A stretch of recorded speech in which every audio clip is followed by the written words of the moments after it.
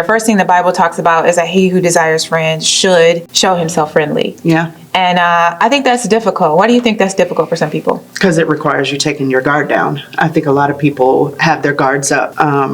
I remember, and this specifically, when I was joining the youth department back in the day as a youth leader, and it felt like they were just this big clique and I couldn't get in there. And then the Lord just finally told me, as much as you think they have their walls up, you have yours up, so why don't you just let them down? So when I let my guard down and I just talked to people, had conversation, was open to say hi and ask a question or, inquire about what they do and stuff like that, just didn't take long. Next thing you know, I'm part of this group. You get what I mean? But it requires people to be vulnerable. It requires you to be open to somebody, quote unquote, rejecting you and saying, I don't want you a part of my group. And that comes from, being young, high school, and all of those years like that we've had to deal with, what people do. But when you get mature, you should be mature enough to be able to let that go and be able to welcome somebody else into your life. But I think that's the biggest issue. I think there's a lot of people out there that don't have friends because they aren't open and willing to put their guard down in order to make a friend.